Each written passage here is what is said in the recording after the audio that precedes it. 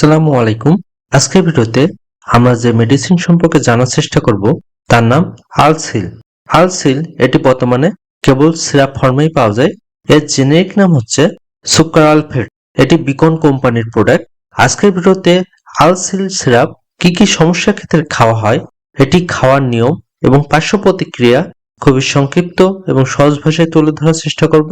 আলসিল সিরাপটি মূলত পেপটিক আলসারের জন্য নির্দেশিত, যার লক্ষণগুলো হচ্ছে টক ঢেকুর, পেট ভরা ভরা ভাব, পেট ব্যথা, বমি বা বমি বমি ভাব, ক্ষুধা-মন্দা, ওজন কমে যাওয়া, গন্ধযুক্ত কালো পায়খানা সহ আরো বিভিন্ন রকম হতে পারে। এছাড়াও এই সিরাপটি দীর্ঘস্থায়ী গ্যাস্ট্রাইটিস সমস্যার ক্ষেত্রেও ব্যবহার হয়। পেটের আস্তরণ ফুলে ওঠা বা ক্ষতিগ্রস্ত হওয়া বা ইনফেকশনের ক্ষেত্রে ব্যবহার হতে পারে। পেট ব্যথা বা দীর্ঘস্থায়ী বা দীর্ঘদিনের আলসারের চিকিৎসায় এটি ব্যবহার হতে পারে। এছাড়া গ্যাস্ট্রিক আলসারের ক্ষেত্রেও এটি ব্যবহার হয়। আলসিল সিরাপটি স্ট্রেস আলসার থেকে সৃষ্টি পেট বা অন্ত্রে রক্তপাত প্রতিরোধেও ব্যবহার হতে পারে। এছাড়া বিভিন্ন কারণে অন্ত্রের সৃষ্টি রক্তপাত প্রতিরোধেও এটি উপকারে আসে।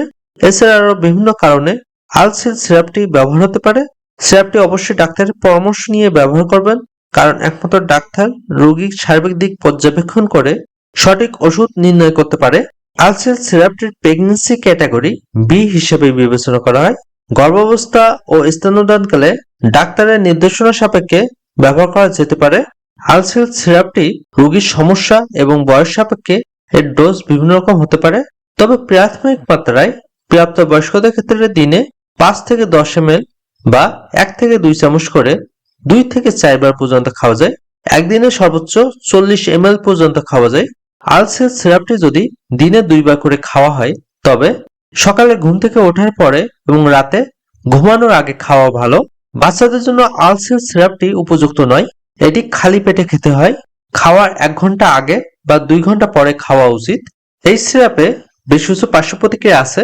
কিছু রোগীর ক্ষেত্রে কিছু পার্শ্ব প্রতিক্রিয়া দেখা দিতে পারে, যেমন কোষ্ঠকাঠিন্য, শুষ্ক মুখ, অসুস্থ বোধ, ডায়রিয়া, বদহজম, পেটে অস্বস্তি, বমি, মাথা ঘোরা, পিঠে ব্যথা, মাথা ব্যথা, অতিরিক্ত গ্যাসও দেখা দিতে পারে। এছাড়া আরো টুকটাক বিভিন্ন সমস্যা দেখা দিতে পারে। সবাই সুস্থ এবং ভালো থাকুন। আল্লাহ হাফেজ।